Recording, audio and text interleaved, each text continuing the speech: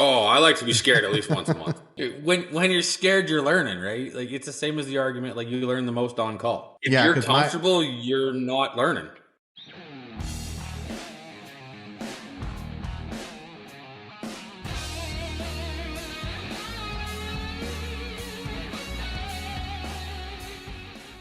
Hola, what is up, everybody? Welcome back to the Reliable HVACR podcast. If you're watching this on YouTube, make sure you're subscribed, like, comment. If you're listening to this over on the podcast, like Spotify, Apple Podcasts, Google Podcasts, wherever it is, it's a bit available on all platforms. Please leave us a 5-star review to help us get out to more people. I love doing this because it is good conversations with good people. Anybody is welcome. If you guys ever want to be a guest on this show, if you guys listen or watch any of my content, go ahead and message me. Come on, tell your story. That's what it's about. If there's any sponsors that want to reach out and support the show, go ahead and also reach out to me. My email's posted everywhere. Reliable HVACR956 at gmail.com is how you can get a hold of me. Speaking of sponsors, today's episode is brought to you by my favorite CRM, Jobber. If you guys want to use a software that helps us boost our business, whether it's invoicing, quoting, scheduling, keeping track of your team, price lists, our maintenance plan is in there. Now they help you with marketing and running campaigns through emails, all that stuff. And you can talk to your customer through texting in the customer hub. They can request work. You never have to pick up the phone. They can actually request work online through text. You can tell them that you're on the way. All the stuff that you would expect from a professional CRM. If you guys want a free trial and discount, go to getjobber.com/reliable HVACR. Also, VETO Pro Pack, the best tool bags in the game. I know people tell me the first thing is always the price. Let me tell you, other brands that I used to get at the supply house never lasted me. So in that short amount of time, I was buying several of those bags when I could just buy one VETO Pro Pack tool bag. And if you want to go check them out, go to vetopropack.com. You can also get them at any supply house or place that you buy equipment. They usually have VETO Pro Pack, and they just came out with the MB3 Blackout, which I am super excited for because I actually had a hand in some major design in that bag, and I hope to continue to work with that. But I use the MB3 Blackout as my favorite. I also use the Wheelers. I use a lot of their tote bags.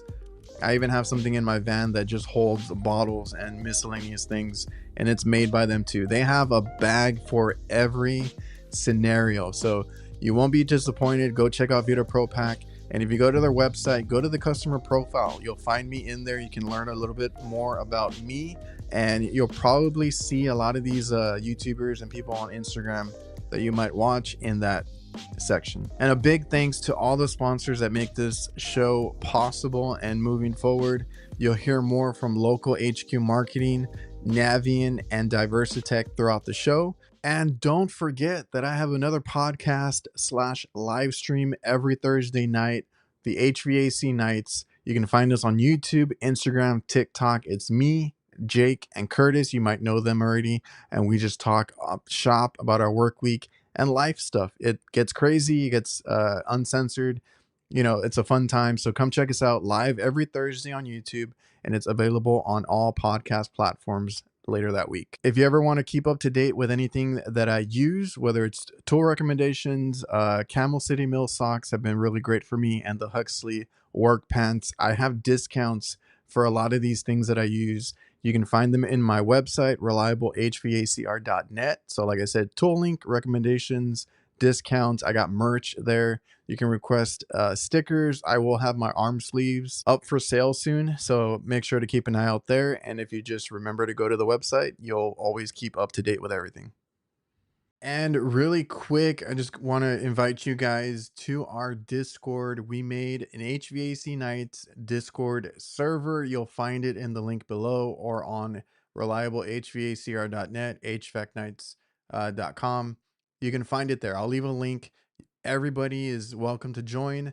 I just wanted a place because we've talked about this. We're 50 episodes into that HVAC Nights show, and we've always talked about a way to do like a website or a forum, something where it can be community and, try to have people help each other and not talk down on each other, stuff like that. So if you guys want to join, I'll leave that up and you can come in, talk shop, talk about specific residential, commercial, industrial. I'll have like a bunch of different categories.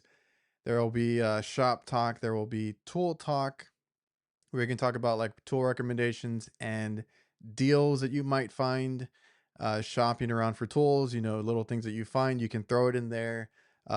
We can laugh about some HVAC hacks that you see out in the wild. You can submit some photos or just talk about some experiences. There'll also be like a help section if you guys want to ask questions.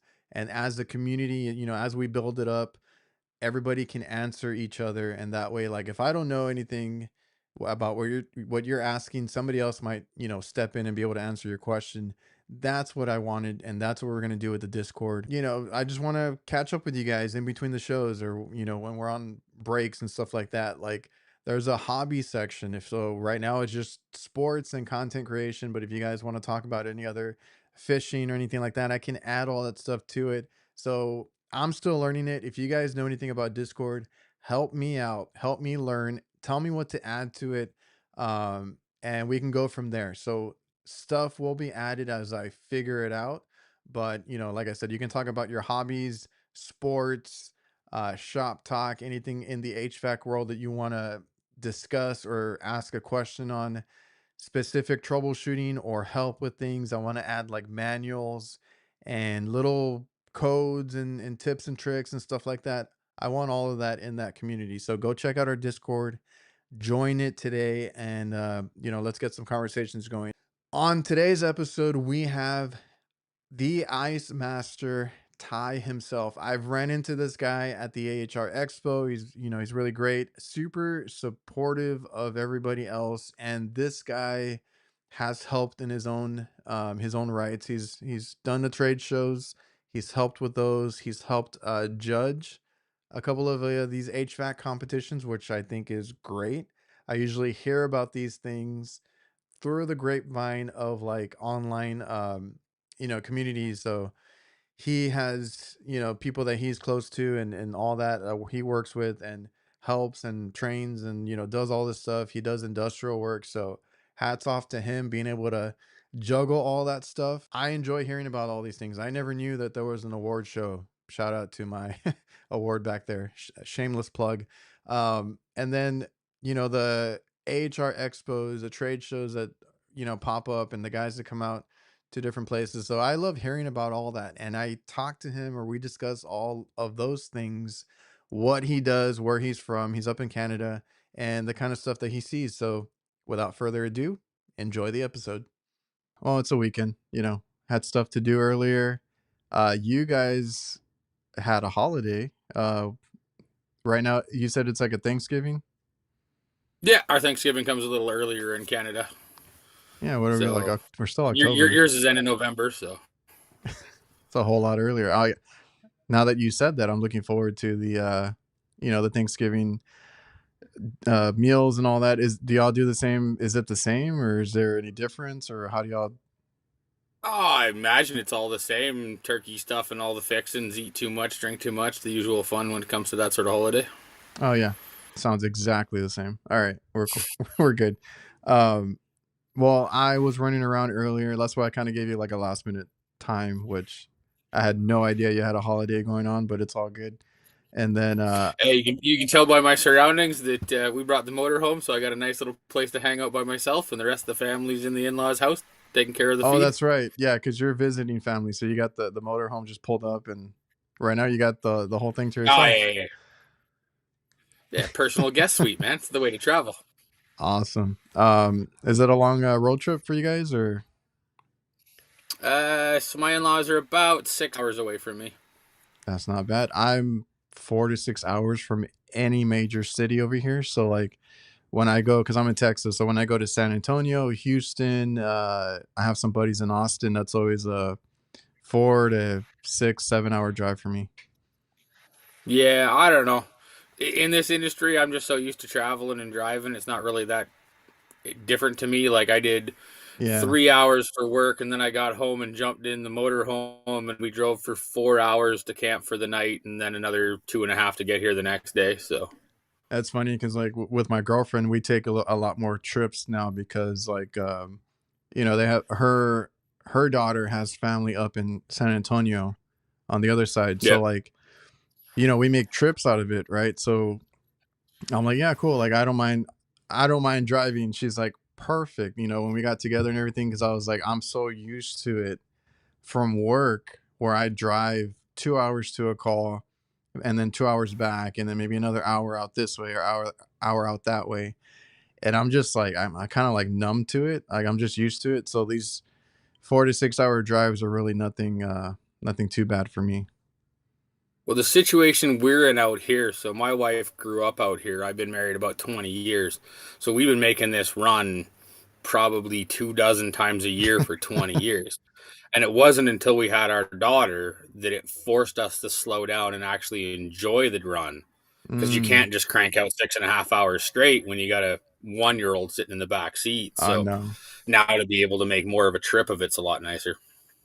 Yeah, we've been looking into getting like you said, like a RV motorhome type of deal, so we can enjoy it. I mean, our kids are 10 and 8, so it's not horrible. But yeah, like they're always like, "Are we there yet? Are we there yet? Are we there yet?" Uh, so we got to deal with that the whole drive over. But nah, it's not too bad. I mean, like I said, I'm used to it. I do all the driving, and it's just like at work. I'm just used to. I'm so used to it. Yeah, it's part of our lives, unfortunately. My van is wrapped.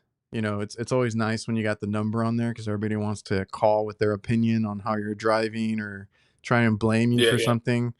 And I'm the most cautious, especially when I'm in my van. Cause like the last thing I want to do is hit somebody. But we get those calls, I get those complaints, and I'm like, what are you gonna do about it? Well, I say to all my apprentices and everything too, nothing will change your driving habits of having someone else's name on the side of your vehicle. Yeah, yeah. And it's funny because the number goes to it's my dad's number. The calls go to him. So he's like, "Did you cut somebody off at this intersection or whatever?" And I'm like, "Nope." I was like, "I had the right of way," and I explained to him. He's like, "All right, we'll see if they make a fuss out of it." But yeah, like I'm a lot more cautious in the van just because the names on the side, and the last thing you need is Yep. a lawsuit or anything bad happening. Even just that bad reputation, right? You never know that guy you could cut off could be your next customer. So you just gotta be nice. And I get Well, cut off in what? traffic all the time. And you just smile and wave and let it happen. And Oh yeah, like I'm way more patient now after driving and doing HVAC because you're stuck in traffic a lot. You're driving hours a day. And it's funny because I know you do like more industrial type of stuff and heavy commercial, but like the residential guys are always like that they run so many calls a day and that they're doing this and that, and I'm like, half of my day or more might be driving. I might go do yeah, a few calls, and if I can, the perfect day is like when I get to schedule a couple of them that are close together. I'm like, okay, cool, I can go out there, knock out a few calls, and then come back. But a lot of our days are driving. I mean, that's at least half of it right there. we even doing what I'm doing. A lot of my sites are very far from where I live, just because there's not a lot of guys in that area that can service them. So I have sites that are 2 to 4 hours round trip away from where I live. So you're tacking on, that may be plus your 8 hour day. You could be on a 12-hour day with 4 hours of drive time. So a lot of the residential guys that can get in and out have shorter drives, but more of them. I just tend to Yeah, have a lot of longer drives. yeah, it's a part of the commercial world, and again, like that's the stuff that I like. So I like traveling and driving. I actually do enjoy it. I get my windshield time, right? You get to decompress or just kind of chill out in the van before you get to the next Oh, call. throw a podcast on, learn Yeah. something new, throw some heavy metal on, crank it so you can calm down and beat the shit out of the steering wheel for a half hour. Yeah, it's the way to go. Oh yeah, my steering wheel, my poor steering wheel. We have those. We all have those days. This podcast is presented by Local. Local works tirelessly to help HVAC contractors rank higher on Google. They use an attack methodology to make sure that contractors dominate their local service areas and increase their market share and generate higher revenue. Reach out to Local at localhq.com/reliable. Mention me or the Reliable HVACR podcast, and you'll get 2 months of SEO for free. Well, I'll let you explain. What do you do, and what area are you in? So I'm based out of Calgary, Alberta, so southern Alberta. My specialty over the last 10 years has been grocery store, rack refrigeration, and I'm moving into CO2 now. I do a little less grocery stores now, more large scale warehouses. I've got some manufacturing plants, so meat plants, cheese plants, a bunch of stuff like that. On the daily, usually my smaller systems are 50 to 100 tons. I've got some systems that are into the 300-400 tons. So That's crazy because I'm maxed out at 20 tons. Yeah, it's a whole different thing. It's a whole different level of panic when it goes wrong, but there's so much more to think about when you're doing your basic maintenances. Oh yeah. One of my facilities, it could just be a single rack, and that may be 8 hours every 2 weeks that you got to spend on that piece of equipment. So you've just got more components. Varies. Yeah, because it varies. Like you got the residential level, like their maintenance, not you don't do it as often, and it's as easy as sometimes just changing the filter, cleaning the coil, just checking a few things, and then like you go up a little bit on the light commercial, then you're on rooftops, you got to check multiple units on a location, sometimes a crap ton of units on one location, and then you keep going up. Like what I do is hospital work too. They want us there like a couple of times a month just to make sure everything is like the hospital work, especially if you're doing the ultra colds, that's so cool. The amount of controls and things you've got to learn and figure out through the process. That I did a little bit with like vaccine coolers and a little bit with blood chillers, and yeah, it's so cool. Dude, it's so crazy. I always tell people because like we got out of it. We focus more on the kitchen stuff now, but they're getting us to go back up and do more of the other refrigeration. It's crazy in a hospital just on that, because that is something that I can get into. It's not super heavy commercial or anything like that. So we were able to get into the kitchen and then kind of get into the other spaces in that hospital. And we've had a good reputation to where we had other hospitals that we worked at too. And it's a whole different thing, like cleanliness and how much maintenance they want. Like all of that is a lot in its own. But then, like you said, you get all these different, and somebody reminded me or told me that they work on like areas, or I don't know if it's the MRI machine itself. Like there's so much equipment that needs conditioned spaces, or so much equipment that actually has refrigeration in it that you wouldn't think of. So like in hospital work, there's a whole bunch of other stuff that you can do. Now, what we've done is like, well, they have us doing all the ice machines. You got ice machines on every floor. I honestly didn't want them, but we got them. We're on a maintenance plan with them. And then there's the morgue, the coolers, that kind of stuff. And like you said, where they keep the blood, all these different kinds of medicines and different things like that. Because that's what I started with. And I had like an oh crap moment when I'm in there working on this stuff. And I'm like, I'm going to be liable for all this? Like, oh, damn. Well, and then you move into the technology space where you're basically working into a data room environment, like you said, with like an MRI. All those processors and everything like that, they need to be in a temperature controlled space. And so there's tons and tons of cooling requirements inside a hospital. You could almost specialize just in one hospital and make a hell of a career out of it. That's kind of the cool thing. You can pick a career, and it can be, you can niche down into like, just you want to specialize in something, you can do that. Because we've turned down a lot of work because we prefer to kind of just be good at what we do, which is like the kitchen refrigeration and the kitchen work. So I've dabbled in other things, like at that hospital, at other places, like, hey, you want to check this out? I'm like, sure. Like I've always had that mentality of like, if it's in front of me and it's a refrigeration equipment, I can more than likely figure it out if I know my basics and all that. So I always like the challenge, but I do Big like thing to with this trade is it's so varied on what you can do. I don't know how you guys lay out with training and apprenticeship programs, but we have a 4-year program, and that is the same program that the guy who puts a basic split system in a house and the guy that takes care of an NHL hockey rink take. So you can specialize, you can stay broad. There's so much in this trade to keep guys entertained if that's what they want to do, that you really don't even need to look anywhere else. I don't know anybody that says they get bored of this trade. They just move to a different section and specialize in yeah. something else. You can move around. There's guys that have gone like from residential or out in the field to like controls, and that's what they like. They like being on the computer and programming things, and restaurant work is another thing, and hospital work and industrial. Like there's something for everybody. And yeah, because that's kind of one reason I don't like to do residential or anything like that, because I don't want to stick in one place or do installs. Like stick in one place for too long. I'd rather be out, knocking out calls and kind of getting what I would think is a little more challenging on the commercial side. And obviously, the further you go up the ladder, I'm sure you've had your moments doing what you do, like big equipment, big problems, and you got to figure it out. Oh, I like to be scared at least once a month. That's a good way to look at it. When you're scared, you're learning, right? Like it's the same as the argument, like you learn the most on call. Yeah. So if Yeah, you're comfortable, you're not learning.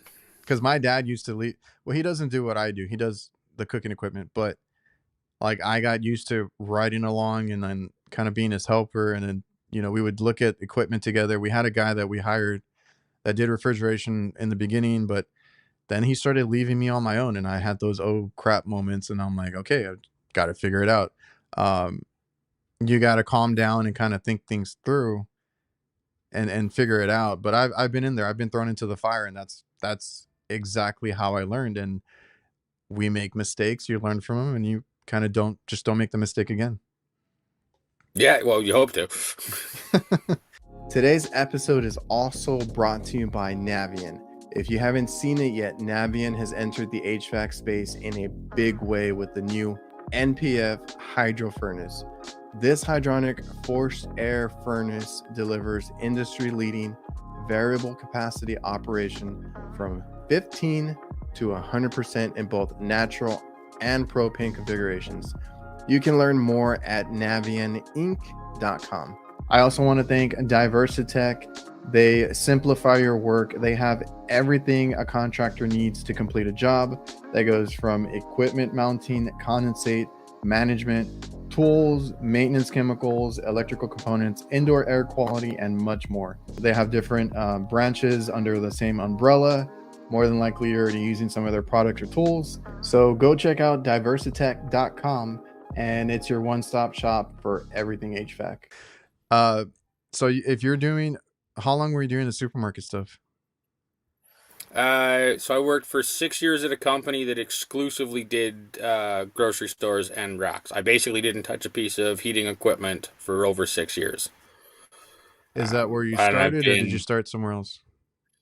No, I started at a really good company actually. They were quite large and they kind of dabbled in everything. They had industrial, they had data rooms, grocery stores, regular HVAC, hydronics. And they did an interesting thing. Every year of your apprenticeship, they moved you into a different division. So once you did your 4 years, they basically sat back and said, "Hey, you've done everything we do. Where do you want to go as a journeyman?" That is really And cool. you could go through it. And I just really like the big stuff. Like, I don't know why it is, but when it hits the fan, I'm calm. I can figure out where we got to go, what we got to do. Everything from I've had transformers on entire grocery stores blow up where we've had to call in trucks to start pulling product out of coolers, and Okay. managers are running around panicking, and you got to be calm. And I don't know why I loved it, but I did, and that's what I've been doing since.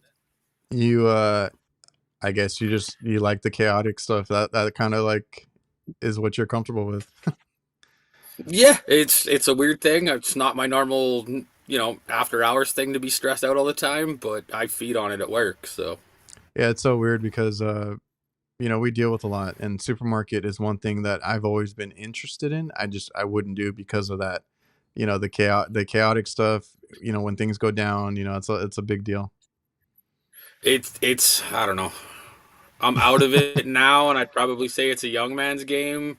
It's a lot harder when you got a family. There is no off time. You carry your phone 24/7 in case your guys need tech support or your guys need to know where a key is or a store manager calls you. It's when I got into it, one of the old journeymen, he told me that refrigeration is a lifestyle and HVAC is a job. That's a good way to look And at it. now I'm out of it. I'm a little happier with a little kid running around that I don't have to deal with all that. Yeah, like I just recently recorded with a kid who was 18 getting into well, he does residential. And I was like, yeah, the thing is you kind of like take advantage of those early years before you have your family, before you have a family to feed, all that kind of stuff. And Yeah. soak it in, figure out what you want to do. And also while your body allows you to take that abuse. And Well, later make on, make money, get skills, and then move yeah. up, so you don't have to work those hours when you get older. Yeah, I mean, I've been trying to preach that now because that's the way I looked at it too, because like I was like, man, when I started, yeah, I was like running around trying to do everything that I could, learning everything where I worked on anything. Now I have my two kids, I have a family here, and I don't want to work weekends. I don't want to, like, I feel weird Yeah. saying that now, but it's like I just don't want to. I want my life. Well, I've been, with my wife, 5, 6 years when I got into the trade. So once I went through my apprenticeship and started making money, I'd work 60, 80 hour weeks, and then I'd just shut down for 3 weeks or 4 weeks and go to Europe or go to Australia or do all this stuff because time didn't mean as much. Once I started having a family, like missing 2 or 3 weeks of your 1 year old kid, those are big steps. Oh yeah. And now I've kind of reached a comfort level where 40, 45 hours a week, I'm pretty happy. I'll shut down at 4:30. I'm fine with that. It's a whole different ball game because I mean, I run a business, so in the beginning, like I said, hustling goes a long way. You try to make all your money and all that. And now I want to take the time off. I want the weekends. I want to be there whenever my kids have something going on. You kind of try to get those benefits later on. And then, like I said, when you start, you're hustling. So like, uh, if you were with your wife at that time, was it hard on you guys? If you're at work all the time? The adjustment through the apprenticeship was interesting. I went from being I used to work on recreational vehicles, travel trailers and stuff. And I was a shop guy 9 to 5. She knew exactly where I was. And when I started moving into grocery store and stuff like that, I'd leave the house at 6 o'clock in the morning and basically tell her I'll see you when I see you. Hmm. So she adjusted to it. It wasn't a whole lot of stress, but I did see a bunch of guys around me that didn't have very stable relationships that were prioritizing work over their relationships, and they just go downhill. I've heard of it a lot. Like I've never had HVAC come in between, something like that for me. Like it's never caused an issue, but I do remember like I was working a lot, and it's true, if you don't have a stable relationship or like you guys don't, I don't know, talk about it or figure out how to handle that, it can be a problem. Like you said, you saw it around you with other guys, and I- you're married to the Yeah, job for a good while. my wife's pretty strong-willed, and I was lucky. I actually got into the trade through a friend that had a good relationship with her as well. Mm. So she would basically just call him and be like, "Yeah, Ty's getting burned out. I'm tired of not seeing him. We're taking the weekend off. Make it happen. He's done Thursday and he won't be back till Monday." And my buddy would step up and handle that on the backside and just come to me and be like, "Yeah, your wife said you're off, so have a nice weekend."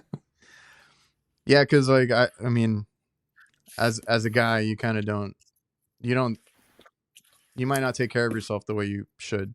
So like you want to power through it and all that kind of stuff. And Yeah, and you want to take care of your family and you want to make sure the bills are paid and, kind of be the alpha male, right? of course, and that's always hard. That's a hard thing to wrestle with. And I mean, it's good that you had your wife to help you out there.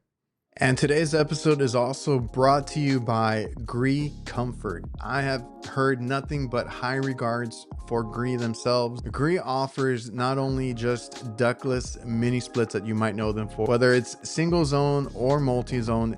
GREE has the GREE Flex and the Multi Pro for whole home and building cooling, so you guys can actually get systems, you know, for your house and stuff like that. They always have updated system documentation and live video trainings for contractors. They help you with your installations and make it as seamless as possible. You can follow them on Instagram and YouTube at GREE Comfort, and you'll get access to all their educational video content. I'll leave that linked below. So what did you say you were doing before? I used to be an RV mechanic, so I worked on travel trailers, motorhomes, things like that. Rebuilt them, reskinned them, HVAC on them, electrical, pretty much everything. So anything on that thing. yeah, it's kind of nice. I had a working knowledge of DC power, AC power, not as much on refrigeration, but you're still dealing with furnaces, absorbed ammonia refrigerators inside of RVs, and so it was a kind of a cool job. Didn't pay worth a damn. Actually, so my buddy who got me into the trade, basically, I did a bunch of work on some stuff for him. I'm a massive car guy, so we did some stuff. We flat decked his Dodge Ram. I built a custom wiring harness for it because I understood all the electrical. And he basically came to me and said, you know, I know you don't make a whole lot where you're going. If you quit and come work for me, you will make the same money in 2 years and you will double your money in 4. Do you want to come over and try this trade? And pretty easy choice. Yeah, and it is that kind of trade where you, because people ask me all the time about, you know, the pay, and I'm like, okay, when you start, it's going to be at the bottom. You're at the bottom of the barrel, but yeah, you work your way up that quickly. It really depends on you. I know I can't speak for every area, every region. Like everybody's different. Like I live in a low income area, so like the pay will start very low. But if you know, you work at it and you make yourself valuable, you learn everything you can get out there and do your own calls. The more skills you have, the better. That pay will come pretty quick. Oh, and like let's say I can't vouch for every region, but where I am, you can make a very, very comfortable living. My wife used to do dental admin, and one Christmas we sat down with her dentist and kind of did the math on where a tradesman that made $100K a year 4 years into their apprenticeship and where a dentist would kind of like pass each other on earnings. Yeah. And we figured it was somewhere in the early 40s. Okay. By the time you factored in all their debt and everything that they had to take on, where I don't know about your guys' program, but if you come out of school at 18, 22, 23, you're making top dollar. You're in the 6 figures. You know, I know guys that are under 30 years old that have their house half paid off and their truck paid off because they got into it out of high school. Yeah, I was gonna say the earlier you get into it, the better. Because I mean, that's my whole thing with having, like I said, I had an 18-year-old on earlier that was already, he was looking up like what he could make and how that works and all that, and he understood the investment part of it. And yeah, and I told him, like, yeah, the earlier you get into it, the better, because he bypassed the whole college thing. I was like, I was thinking college when I got out of school. I took a year off because I didn't want to do school, but I was still like, you know, it was drilled into us: go to college, figure out something, get a degree, and it's usually like business or, you know, something else. And it's like, when are you going to use that? And now, I mean, everybody saw it during the pandemic. If you learn a skill, I mean, that you'll always have it, and you'll always have something to do. And it's in high demand. I'm sure you guys have seen, like, you probably need or there is a shortage of good techs. Oh, we're losing probably 2 to 3 to every kid we're getting to come into the trade. I do a bunch of stuff with apprenticeship up here. Our average enrollment rate for a first year apprentice is 32 years old. This is very rarely somebody's first job. Oh yeah. Like, we don't have a lot of exposure for kids out of high school to get into this, to do this. And I think I'm, on one side of my family, the 4th generation tradesman. On the other side of the family, I'm an 8th generation tradesman. Both my parents are fully licensed journeyman, and then went into teaching later in their lives. There is a stigma out there that unless you have a college degree, you're not as good as a person who's a tradesman. People still look down on tradesmen. You can be very, very specialized. You can go through, I know guys that started with trade tickets that then went and got business degrees that are actually using them rather Yeah. than getting a business degree and then trying to get a trade ticket after. I think that as a parents coming up and people who have kids that are in there now need to stop looking down on trades and where they can end up with them. Well, and even your brother that's gamer. My nephew, another guy who's huge gamer, builds his own computers, does all that stuff way over what I can comprehend on a computer. He got into it within about 5 years. He got into high-end grocery store programming. Oh yeah. So he goes into a grocery store and does like E2, E3 upgrades, does efficiency calculations, does everything. Same as me, no college degree, no nothing, but sits on his computer and does stuff that blows me away on what he can do. That's crazy. That youngest brother that I have, like, he also picked up like instruments. So he plays bass really well. Like he can quickly learn things. So like I kind of had a feeling that he would be good at it. So when he came on board with us, he asked a lot of questions. He was very meticulous about how he did things.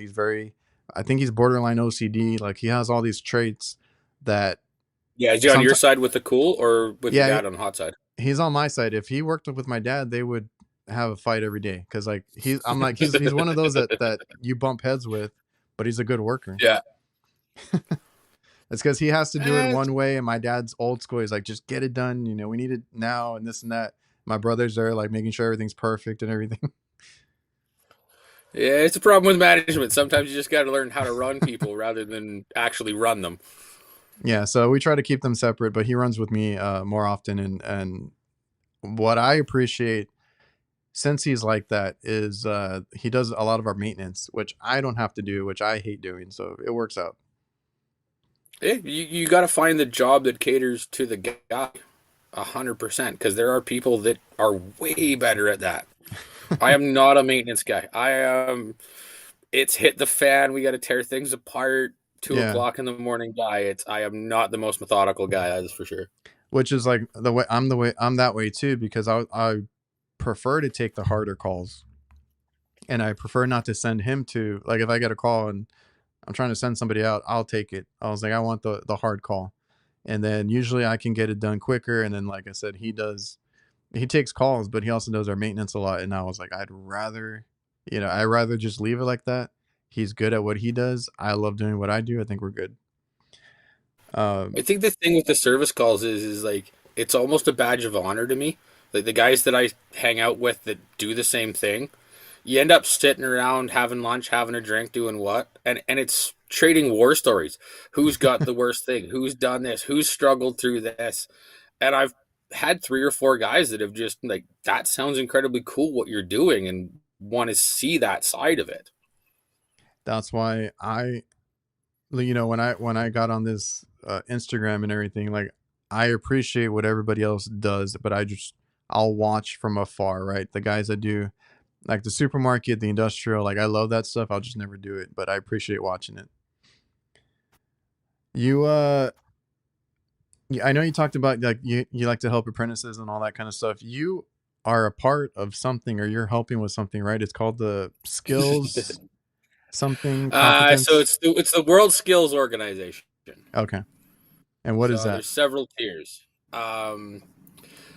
Basically, the way it runs with us is it's a under 21 refrigeration based 2 day competition with a provincial, a national, and a world title.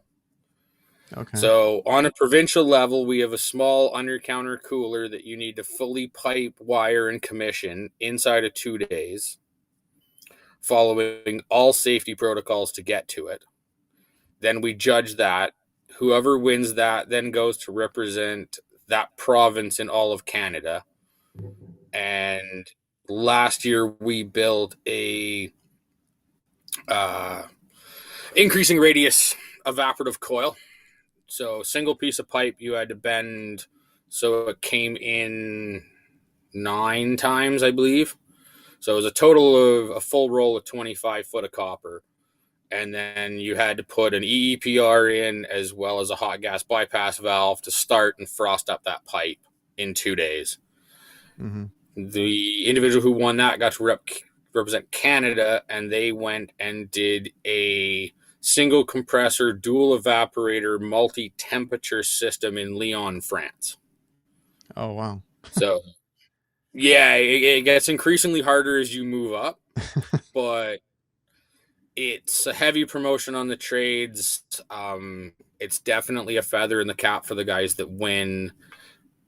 Our Canadian rep this year, he got trips to England to compete, Germany, the East Coast, Quebec, as well as in Calgary. It's a pretty big deal if you actually win these things Yeah.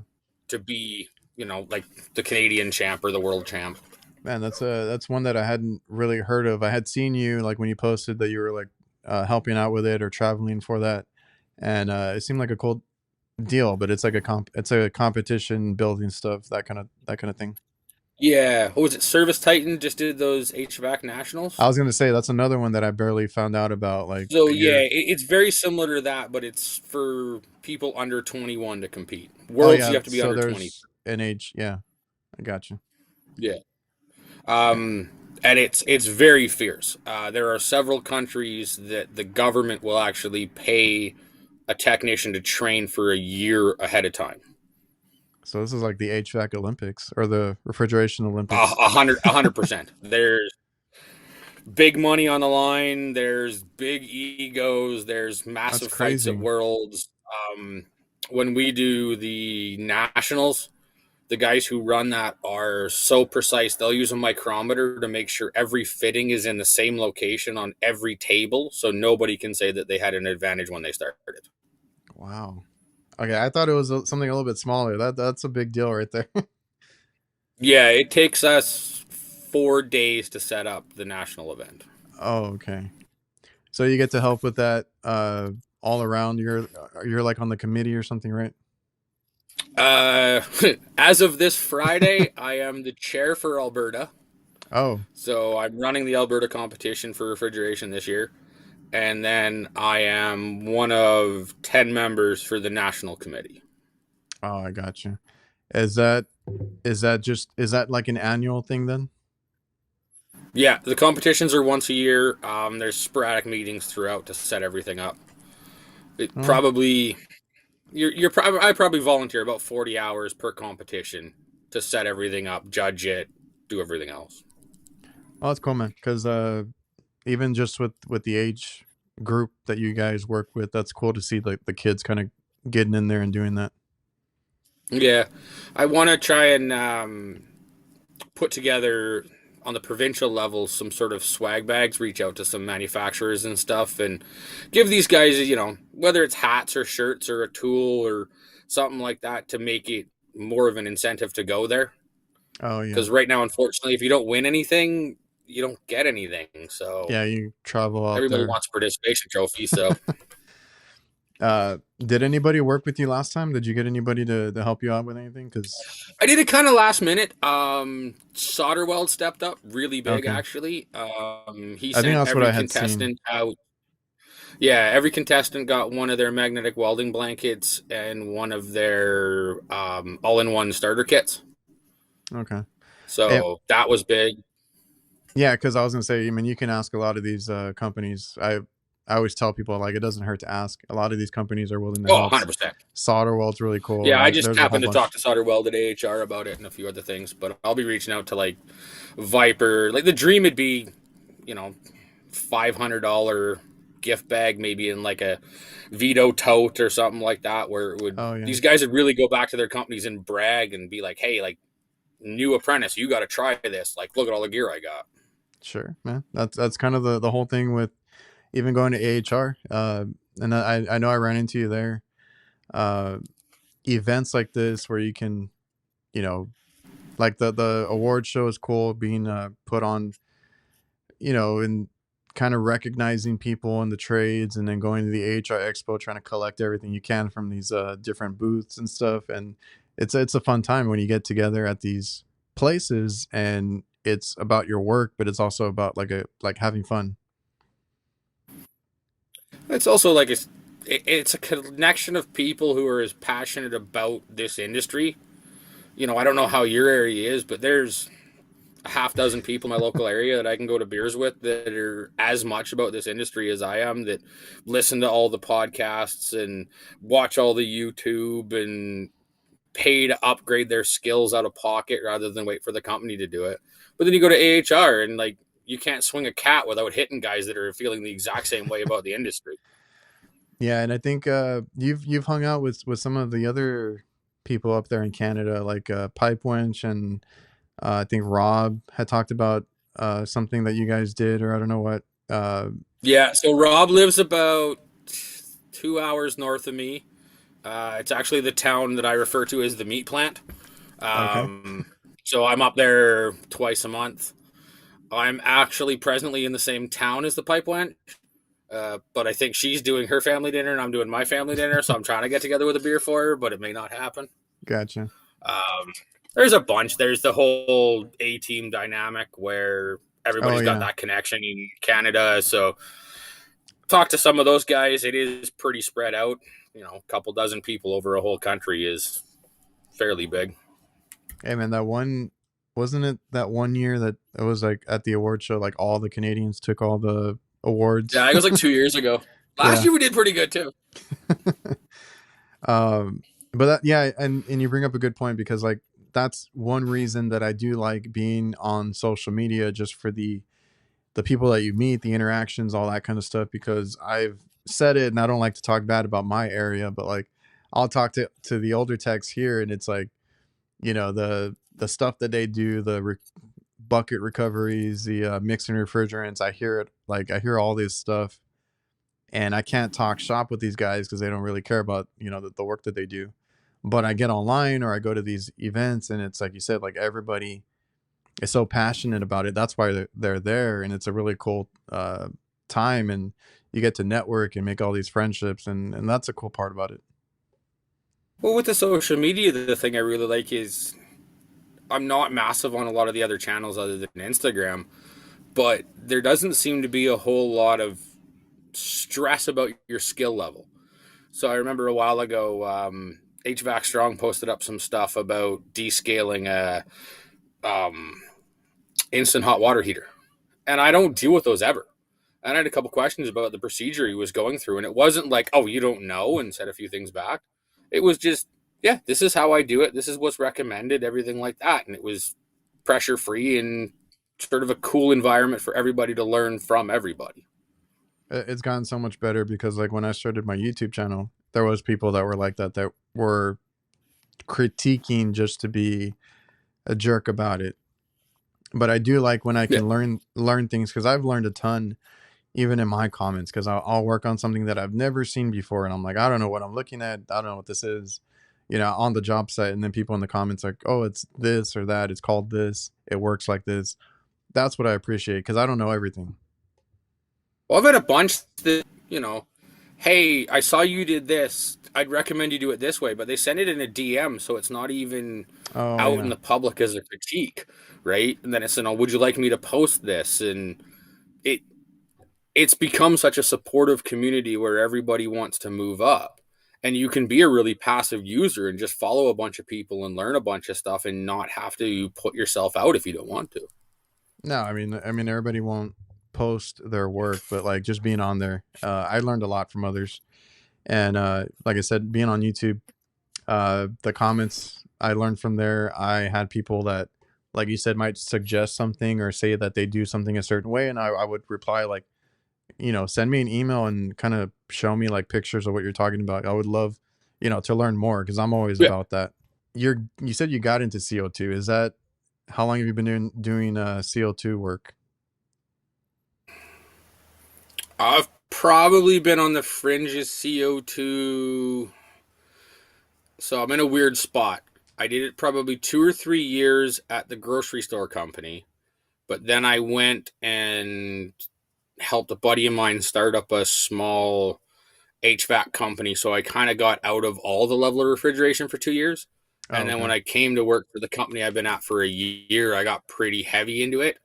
Unfortunately, the one major CO2 rack I had, that customer decided to move on. There was a few issues on the administration side, so I don't have that one as much. But I have 2 builds coming down the pipe, and then I'm going to take a bunch of diagnosing courses and everything just to be more comfortable with it. I was gonna ask, are you comfortable with it? Because like, what kind of pressures do you guys see on that end? Well, on the high side, you're going to be in the 1800 to 2000 range when everything goes bad. But, a couple of the guys have pointed out the fact that how comfortable are you with your nitrogen tank? Because that's 2,500 psi, Yeah, I guess. right? you throw that around. It's a respect level. You got to think about what you're doing and move things around. And it's, I did ammonia in the past, Oh so yeah, there's kind of like I have a weird, healthy respect for everything, and you be a little slower and think about it. And you break a valve off on a grocery store rack, you could lose 2.5, 3,000 pounds of refrigerant. So when you've got all that mindset, it's not that terrifying. and that's why I'll never do that because I can't take that responsibility. Um, how bad was it working with ammonia? Did you learn the hard way on some of that stuff? I can tell you one thing: the old boys can handle that stuff way more than you think you can. I heard, really? I heard, I've seen guys in rooms working that I cannot walk into. I was gonna say, I heard it's really bad. As And they're, weird as it sounds, you hear like the old boys talk that, even masked up, it's not high concentration until your testicles burn, oh, right? So, yeah, I never really like high dosed. I definitely was in a lot of places that I couldn't enter. Same thing, it seems a lot worse than it does as long as you are safe. And truthfully, I was like a second or third year apprentice. I was still pretty green. I wasn't running jobs or doing anything terrifying. When I went into the grocery store side, I was either going to do industrial or grocery stores. Grocery store called me back first. And in hindsight, I'm pretty happy for that because I would be super specialized. And like we have an oh ammonia yeah, division where I work, and those guys are on the road 3 to 5 days a week. I bet. I don't know. I've never worked on ammonia. I've never had to deal with it, but I do work on a lot of older equipment. And one time, because I deal with or I try to braise something out, and there must have been residual oil in it or something, and that phosgene gas came out, and Oh, the old R22, yeah. but it was in a old cooler in a kitchen. I cleared the whole kitchen. Everybody was like coughing and running out, and I was like, "What did I do?" But I smelled it, and I was like, "Man," because I guess I got used to it at that point. I was like, "It's not that bad," but everybody like ran out. The coolest thing with Sorry. ammonia is just strictly how powerful it is. So I actually have the site for the regular refrigerant now, but I used to work on the ammonia side of one of our sites, and they had a 30,000 square foot 3-story ice cream cooler, and Oh, you could drop that thing like 80 degrees in 20 minutes. dang. Like when those screws fired up in the BTU range on that ammonia, oh, it would pull like a freight train. Dang. Well, I've never seen any of that kind of stuff. I had Brett on here one time, and he was spitting out things, and they were going right over my head. But I've always been intrigued by it. I'm pretty sure I still have the videos on my phone. I'll send you them offline of exactly how big this warehouse is. It's over a city block that is fully refrigerated. Dang. I was gonna ask if you've ever seen like specialty stuff like that, like where you got to cool um, conditioned spaces or anything like, or like anything out of the ordinary. Like I'm used to just walking coolers and freezers and HVAC equipment. I'm sure you've seen plenty of others. Cause like Oh, I got 2 words for you: banana rooms. banana rooms. Oh, I never thought about that.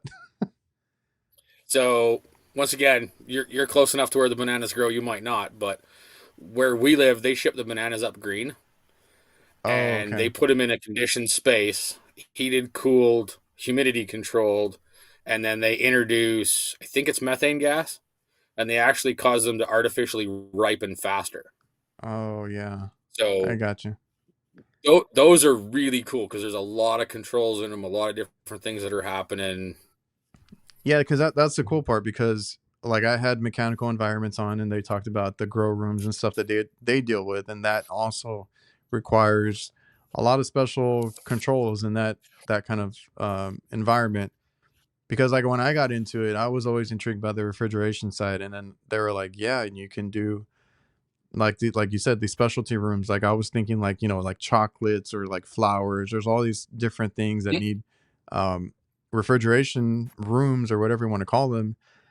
It's not HVAC. It's not technically low temp or anything like that, but they have to be conditioned a certain way. What's really surprising, the more you dig into this, the more ways we have to condition space depending on the product that's in it. You know, even the basic thing that everybody's seen, when you go to your grocery store and you look at the cut meat in the deli department or Yeah. in the meat department, right? There's no fans in that. You can't move any air in that space because it'll dry the meat out. So you have to have slab cooling on glycol and temperature controls and coils so your cool air falls on the product. And Have you there's worked? so much of this that's incredibly specialized. I think. Well, I was gonna ask if you worked on any type of meat markets, because those are always the interesting ones to me. Whenever I go and like pick up um, meat and all that, like there's different ways of doing it too. Did you have a lot of Yeah. experience in the meat markets?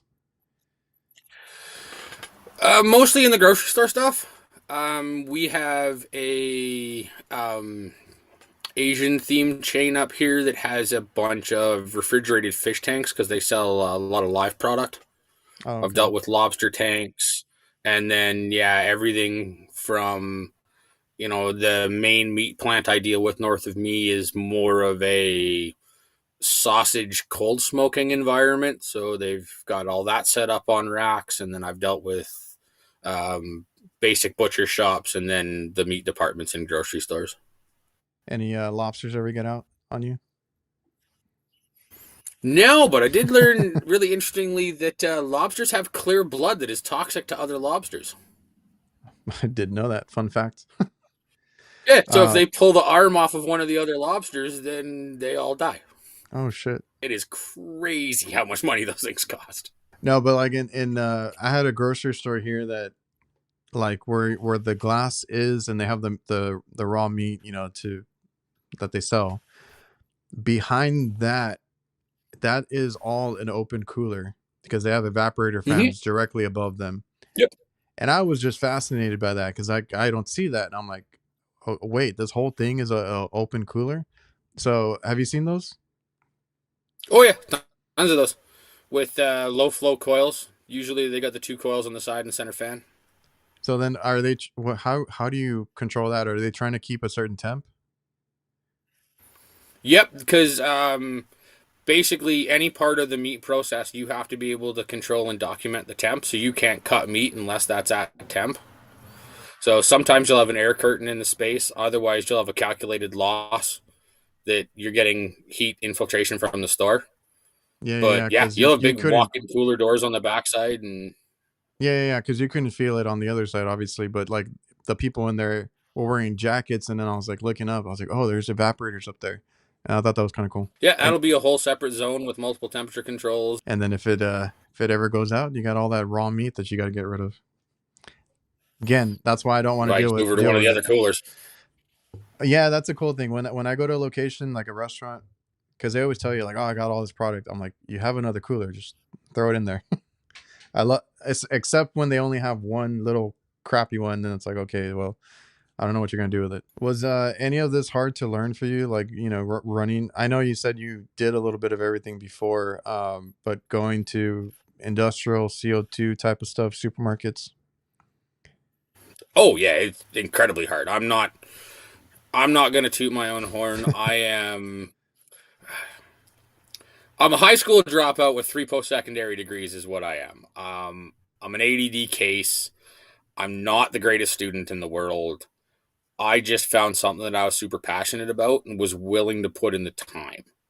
When I went through our trade school, I would literally read the module that we were going to study tomorrow that night to get mediocre results. Yeah. As far as that side of it, yeah, it was, but it's something I enjoy. It's a passion, so I find a way to make it work. And where there's I'm a not gonna lie. I'm will, working through my gas fitting ticket right now, and I was working this morning on my modules, and it's like, do 2 pages, play a little bit of my phone. Do 2 pages, play a little bit of my phone. It's just what I got to do to learn it. where there's a will, there's a way. My dad didn't finish high school either, and then he ended up being electrician. Got an opportunity to learn food service. I saw that growing up, because he didn't even know that. And then, to now running his own business, I was like, I'm proud of him for doing that. And I was never a good school person. I got decent grades or good grades in high school and all that, but that's not what I wanted to do. I didn't want to do college or anything like that. So that's another benefit of getting into the trades is, there's stuff for us, people like us to do, One of my first journeymen was really good for it. He was 100% willing to answer the phone and help you with anything, unless you didn't do the steps he told you to do last time. So he was the type of guy that if you called him up and like, I'm having this problem, and he's like, what are your pressures? And you're like, oh, I haven't put my gauges on yet. He just hang up. Yep. I've heard that so that was many the end times. of the conversation as far as he was concerned. I was gonna say I've heard that so many times, talking to people about that, because even myself, like I did have a couple of guys that I could talk to, and I still see them at the supply house because now they work like, one works like with his cousin. They started their own business. Like, I'm still cool with them. I appreciate all the tips and tricks that they showed me because those helped me a lot. But as far as like tech support and calling for help, yeah, if you didn't have your pressures, if you didn't have this or that, I've been scolded at, and that just made me like, next time, okay, I'm gonna have like every reading possible because I do not want to go through that Oh, again. 100%. You're basically like, yeah, I had this. This is the amperage. These are the pressures. This is it. Help me. Yeah, I learned that because even going to the supply house, if I didn't have the right information or uh, part number or something, they would give me a hard time, and I'm like, okay, next time I'm gonna come with everything. Oh, I'm so happy when I started to get smartphones for work and I could actually take pictures of the model and serial number, because you get one number wrong and those supply house guys are on you. Yeah, because I would, yeah, like when we could take pictures, I would definitely take a picture because I would write it down and take a picture and then go over there. And I'm like, I think this is what it is, but if you want to make it out, then here's the picture. I mean, we gotta Yeah. we gotta figure out what the model number is. You can make it easier. You can make yourself a lot better. We talked about earlier about having long drive times and stuff. The amount of guys I know that, oh, I've never thought about listening to a podcast. I've never thought about this. Yeah. I'm like, I'll put it on, right? I'll put on something like, Yeah, I've seen you post about all the podcasts that you listen to, and I'll be honest, I was not a podcast person. Funny enough that I'm doing one, but I've never been a podcast person in the past. I started, once I figured out that there was HVAC podcasts, of course I'm going to go and check them out, see what I can learn. I look up to like, Gil, HVAC Uncensored, Brett with Advanced Refrigeration. And there's a few others that I listen to now. Gary, HVAC Trevor with Refrigeration Mentor, and yeah, the educational ones are great too, like HVAC School and Trevor. But I actually I tell the guys to go ahead. Oh, I'm just gonna say real quick, I got into it actually because Mike Mayberry, HVAC reefer guy, used to do these interviews, and there were people that I started watching on YouTube, and I was like, oh, there's a podcast, oh, there's this, and that's when I found all those other guys, and I'm like, okay, cool. I've listened to a bunch of them on drives or doing stuff around the house, and sometimes you need that extra, because like I'm not a book person, I'm not any of that. I was never, I don't like reading, I don't like audiobooks, but finding these podcasts have been very helpful, so I'm glad that there's that resource. The thing I take away from them, and what I've told a lot of my guys, even coming up, whether you're out of town sitting in a bar or lunch or whatever, if you take 10% of what I teach you today and you remember it, you're golden. That's moving forward. So if you put a podcast on, right, an advanced refrigeration podcast is another one. Those guys are far and above, way smarter than I could ever hope to be. But if I can remember something or something triggers a memory that I've listened to from them that could help me in the future, Oh yeah. that's time well spent rather than listening to the same song I've listened to 15 times. Right. And Yeah, that's where I said it. Brett's one of those that I've listened to. Like, I don't know what he's talking about half the time, but like I listen to it in the background, and then sometimes it makes sense. And like you said, sometimes later down the road you're like, oh, that's what they were talking about, or oh this, and it'll click. And the community is good enough that you can reach out and be like, hey man, you said something about this like 4 months ago. Yeah. This is what I'm looking at. Can you give me a hand? Oh yeah, no problem. Oh, Brett would love to talk refrigeration with anybody. I've had plenty of conversations with him. Oh, my favorite one with him was I sent him messages. I think he was up here, and we don't have plastic straws or plastic bags anymore. Oh, really? And just having a conversation with him, complaining about all the things he couldn't get to try and be in Canada. Unfortunately, there's the top 10% of the trade, the guys that have like the most amount of knowledge, and he is well and deeply in that group. He denies it. He'll deny it 100%, and I'm like, no, dude, you are. I was like, you're up there. Be modest. I'm cool with that. Yeah. I'm still gonna ask you for help. Do you still work on any cars or anything currently? Unfortunately, yeah. It's a bad habit. Money pit. Well, I have a Jeep, and that stands for just empty every pocket. Like to as a hobby, like, are you doing stuff modifying it, or is it breaking down? So it's pretty heavily modified, but I'm one of those guys that I am as happy working on it as I am driving it. Okay. So I can go into the garage and spend 4 or 5 hours tinkering on a 30-minute job, and I am more than content. My friends are all into show cars and everything crazy, so I'm working on their stuff or leaning on the fender, drinking a beer, one of the two. But so they no, I'm participate about that. in the shows. Yep. I didn't make our big provincial show, but I think we had about 8 guys that went down out of probably 15. Yeah, because We're not a car club, but we got a really weird connection. Like, mine's a big off-roader truck. I got friends with hot rods, and there's a really big collection of guys with OBS trucks, Suburbans, and slam trucks on airbags, and yeah, everybody has so their I'm own always doing something with that. their own taste, their own flavor. My family, like, we used to, like I said, my grandfather was a mechanic, so growing up, I've seen him and my uncles, my dad working on old cars, and then I kind of got into it. I do have been really bad about putting it off, but I have a '62 Catalina, Pontiac. So like, Ooh, nice. Okay, so you're into classic cars? Oh, 100%. I'm into everything. If it's got wheels and goes vroom, I'm into it. Yeah, my dad's been like, because recently I drove it. It drove fine. It had AC in it and everything. And then it started, like, the brakes started going out. I tried fixing it, but there were still issues. And then, like, it needs body work now. It's our son just eats up everything because it was outside for a good while. And then he's been like, "Are you sure? Like, you don't want to get rid of it, sell it? It's a lot of work." I'm like, "No, like I said, I put it off recently, but I also would go out there and just start working on it here and there because I had fixed a lot of things on it, changing out parts and getting it, up and trying to figure out some other issues with it. And like I said, it rode really good. It's just that I've been busy lately, but it's a habit that I got, and I got into it. Once I got into the trades, I got more into like working on cars and stuff. That's kind of how that came about.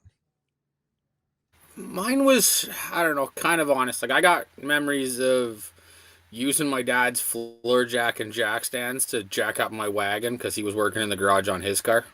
We were fairly hand to mouth. So my dad drove 1968 Chrysler 300 for most of my life as his daily.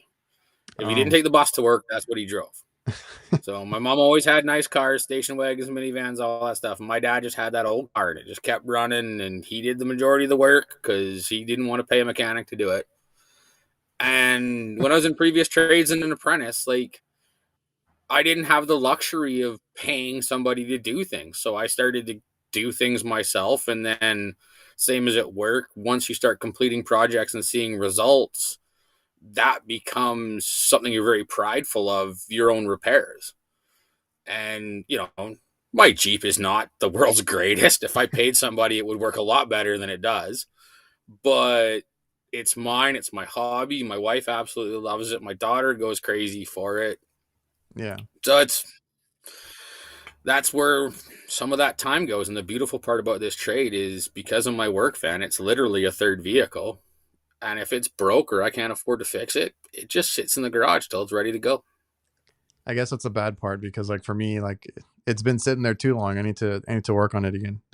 I know you talk to a lot of, or you deal with a lot of apprentices. A lot of young people might be watching. Is there any little advice you kind of want to end on? As far as anything with apprenticeships go, ask questions, be challenged, don't be comfortable. Unfortunately, it's the same money to be stressed as it is to be relaxed, but look at the end goal and look at the resources. So there's things like skills and nationals. There's so many manufacturers that have some sort of training program that you can reach out and advance yourself. And don't be scared to invest in yourself. If a training program's $1,000 and it's going to put you ahead of two other guys, don't take that holiday. Maybe don't go drinking this weekend. Right? Invest in yourself. It'll really, really be worth it. I can attest to that, because when I was like the first half of my career, because now we send the other guys, but I used to take every local class that they had on ice machines or any manufacturer that came into town. I was like, sign me Yeah. up. I'm there, and Even it if it's a helped sales so pitch with much. pizza, you're going to get something out of it. Yeah. Usually they give you the free lunch or anything like that at these places. And I was like, I usually found it was a salesman that was sitting there trying to get it, but he would usually have the service manual with him, and I could get a yeah. big service manual for something. Oh yeah. We used to take the manuals. I used to have a spot in my van for all the manuals that I used to collect from these places, like on ice machines or anything like that. And Oh, I have a bookcase in mine. in your Like van, I've probably got a foot of manuals on my shelf in my van. I'm trying to digitize Manuals and everything. code book. I'm trying to digitize all mine, because I don't want to, because now I have a phone full of pages of different manuals that I have to look up here and there. So I used to have it in my van. I try to downsize a little bit. I do have a few there, but yeah, I I'm took a a, pack rat. I have access to them. I have the internet, but I just can't yeah, throw them out. I used They've to been in have, there like 2 I decades used to now. have milk crates in my other van of a bunch of books and folders and different things. And I was a pack rat too. And I was like, finally, like, I need the space. I need to get it out of here. So I finally got it out. We're moving so far forward. Like, a lot of the Hussman racks and grocery stores and stuff like that, they have a QR code that takes you Oh immediately to yeah. the manual for that particular case. Like, you don't even need to look up model and serial anymore. It's so nice. It is a nice time to be in HVAC tech. I can tell you that. Um, but thanks again, man. I know you've been busy. I wanted to let you get back to your Not a problem. An holidays. absolute pleasure. Thanks for taking the time, and everybody watching and listening. I appreciate you guys for tuning in, and we'll see you guys next time.